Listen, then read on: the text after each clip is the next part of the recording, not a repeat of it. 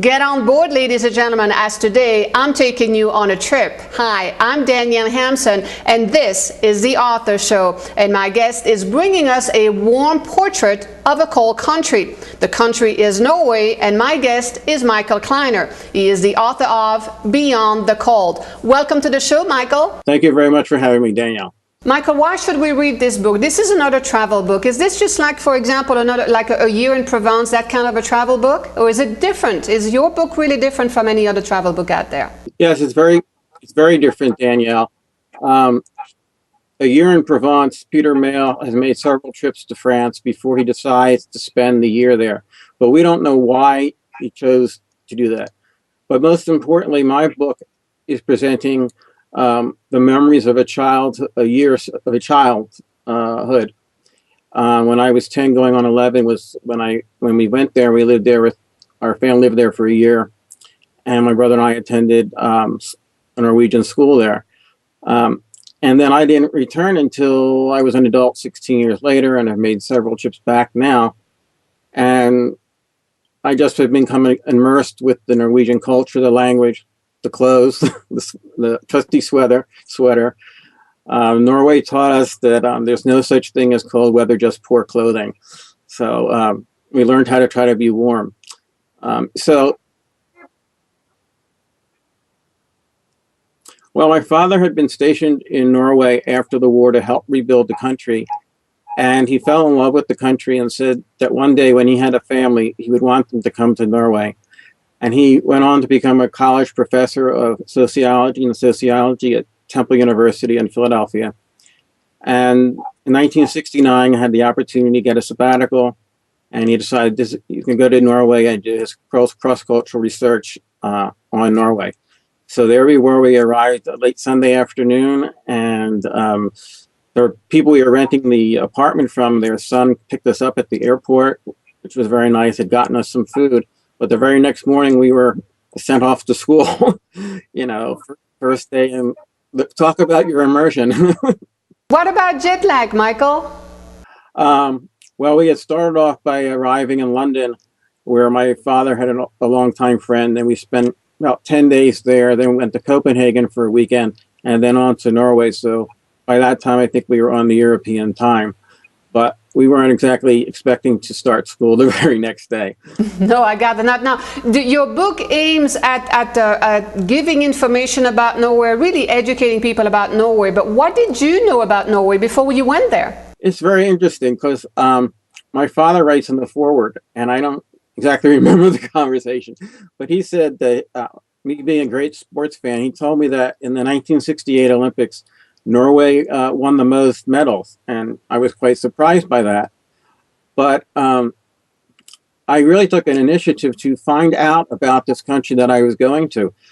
In the Christmas or the holiday program, we did Winter Wonderland. Everybody had to get dressed in a costume of a different country, and I chose Norway. I wore 3 sweaters under the hot lights, and then to announce to my class, my 5th grade class, that I was going, I wrote a report about Norway. So I had this interest early on, and it's even striking to me as I go back and I realize that. So you did get prepared before you went to Norway, but you still must have encountered some type of a culture shock, didn't you? Oh, sure. Like I said, we went to school the very next day. My teacher told the class to welcome me. They invited me to play soccer at one of the recesses. Which was rare because I didn't always get picked in my school here to play the games on the schoolyard. But the school day was quite interesting, unusual, in that we could go to school at one time of the day and get out at a certain time, and other days we might go at a different time and get out earlier. And there was school on Saturday. Which was our class's longest day. We had to start 8 o'clock in the morning on Saturday with a gym class. Now, you write in your book, Michael, about being separated as an American from the sports that you used to like and to do in Pennsylvania.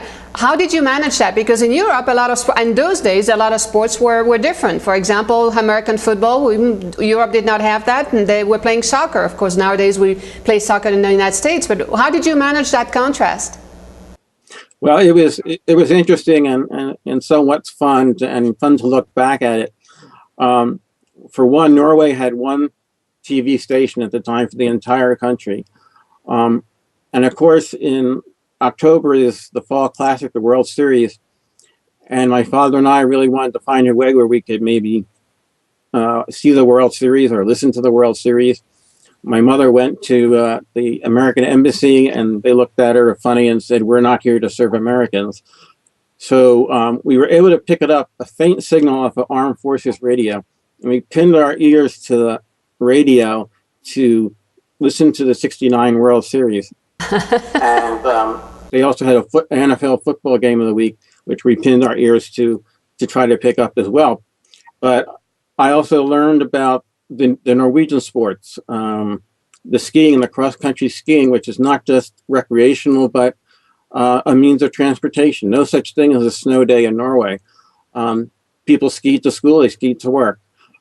Speed skating is something that I knew nothing about, and I really got into it. I didn't get much into the skiing, but we lived around the corner from the great Frogner Vigelands Park, and there was a patch of ice in the corner there where people could just skate and learn to skate. I basically taught myself to learn to skate. Michael, we've talked a lot about the people, but what about the scenery? How far have you traveled inside of Norway? Well, I've gotten an opportunity to travel different places. Bergen is the second city, largest city in Norway. It's on the west coast, and Oslo is on the east coast. And there's a number of different ways you can go there, different tours. Michael, what else are we going to learn from your book? You're going to learn about the value of intercultural and multicultural relationships, that a year spent in another country for a child is not just another year of childhood. It can impact them forever, for their life. Would the book be of interest only to adults, or would children also enjoy your book? Children would enjoy it because of the first chapter, and they would be interested in that childhood experiences. And in fact, my children, my twins, boy-girl twins, are now the age I was when I went to Norway. So I've been able to go into their classes since preschool and find a way to show them a little bit of Norway because of the different experience. I had a reindeer sled ride in Norway, and that's always a captivating experience for young kids to hear. I also had woodshop in school in Norway, and this is that's a sports car that I made in Norway when I was a kid in the woodshop, and my kids have played with this, and I brought it into one of the programs that I gave to kids, and a lot of kids wrote about their impression of that car. And while Beyond the Cold is my first book, really officially published, this was actually my first book.